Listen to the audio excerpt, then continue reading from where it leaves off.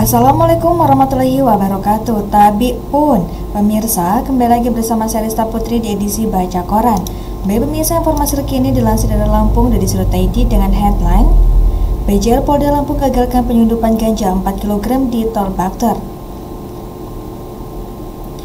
Upaya penyelundupan narkotika jenis ganja melalui jalur tol kembali berhasil digagalkan oleh personil Satuan Patroli Jalan Raya di Telantas Polda Lampung.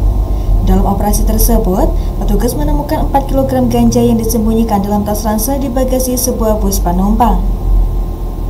Penemuan terjadi saat patroli rutin dilakukan di kilometer 104 jalur B Jalan Tol Bakauheni Terbanggi Besar, tepatnya pada hari Rabu dini hari, 2 Juli 2025 sekitar pukul 1.30 waktu Indonesia bagian Barat. Kasat PJR di Telantas Polda Lampung, AKBP Indra Gilang Kusuma membenarkan pengungkapan kasus tersebut. Benar, semalam petugas kami mengamankan 4 bungkus ganja seberat total 4 kg ungkapnya saat dikonfirmasi. Petugas juga mengamankan seorang pria berinisial HR 25 tahun, warga Kelurahan Tegalsari Mandala 3, Kecamatan Medan Denai, Kota Medan, Sumatera Utara. HR diketahui sebagai pemilik tas ransel hitam yang digunakan untuk menyimpan paket ganja yang disamarkan dengan pelindung tas berwarna orange. HR mengaku bahwa tas itu miliknya dan ia menggunakannya untuk membawa ganja, lanjut Indra. Kasus ini terbongkar saat anggota PJR Induk 3 mencurigai sebuah bus simpatiser yang tengah melaju dari arah Terbanggi Besar.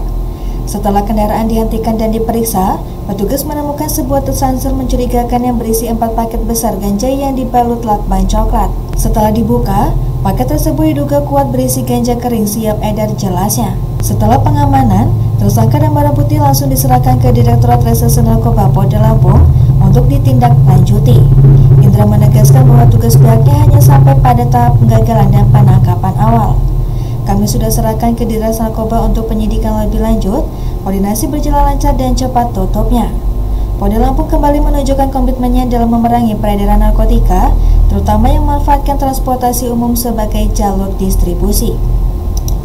Baik pemirsa, terbalik informasi selanjutnya yang dilansir dari Lampung Newspaper.dis.id dengan headline Toko groseri Desa Margodadi Pesawaran yang jual rokok ilegal diduga di-backingi aparat. Dari Banten Lampung melaporkan, maraknya peredaran rokok ilegal menjadi persoalan serius di Indonesia saat ini. Selain menimbulkan risiko kesehatan, penggunaan rokok tanpa izin ini juga berdampak merugikan baik bagi individu maupun kepentingan negara secara keseluruhan. Harga yang lebih murah membuat rokok ilegal menarik bagi konsumen. Selasa 1 Juli 2025. Berawal dari laporan masyarakat yang khawatir dengan aksi penjualan rokok ilegal di pinggir jalan, anggota Jatanras mendapat informasi dari masyarakat bahwa ada seseorang yang menjual rokok ilegal tanpa cukai di Margodadi, Tagiananang. Salah satu toko grosir yang ada di Desa Dusun Margodadi, Kelurahan Gedung Gumante, Kecamatan Tagiananang, Kabupaten Pesawaran, dengan bebas menjual rokok ilegal dan diduga di-backingi oleh oknum TNI berinisial S yang rumahnya tidak jauh dari lokasi toko tersebut.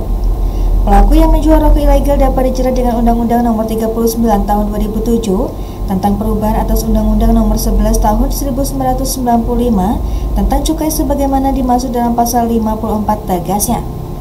Pengedar atau penjual rokok ilegal termasuk melakukan pelanggaran yang dapat berpotensi sebagai pelanggaran pidana.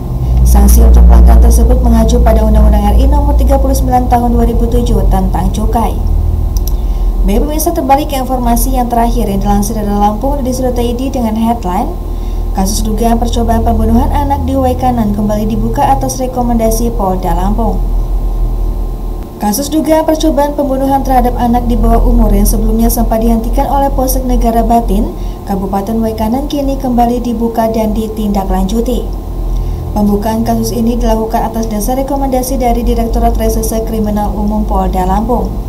Hal ini tertuang dalam surat pemberitahuan pengembangan penanganan Dumas dengan nomor B-588-7.5-2025 Ditreskrimum tertanggal 30 Juni 2025.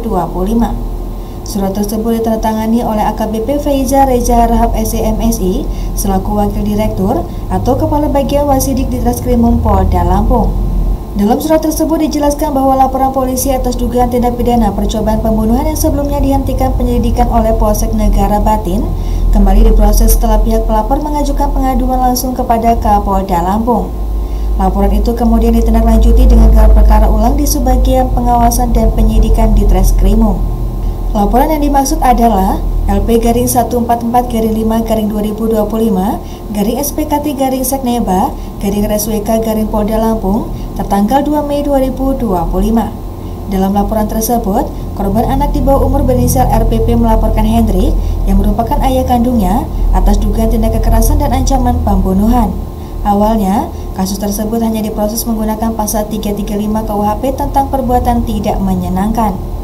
Namun dalam gelar perkara ulang, ditemukan adanya kesalahan penerapan pasal oleh penyidik Polsek Negara Batin karena menyangkut anak di bawah umur sebagai korban. Seharusnya kasus ini diproses dengan mengacu pada Undang-Undang Perlindungan Anak. Saat dikonfirmasi pada Rabu 3 Juli 2025, Hendrik yang juga merupakan ayah korban membenarkan bahwa kasus yang sempat dihentikan itu kini kembali dilanjutkan. Alhamdulillah, laporan kami yang sebelumnya dihentikan oleh Polsek Negara Batin akhirnya dibuka kembali setelah adanya gelar perkara di Treskrimum Polda Lampung, ujar Hendrik. Ia juga menyampaikan bahwa dalam proses evaluasi tersebut terungkap adanya kekeliruan penyidik dalam menerapkan pasal hukum.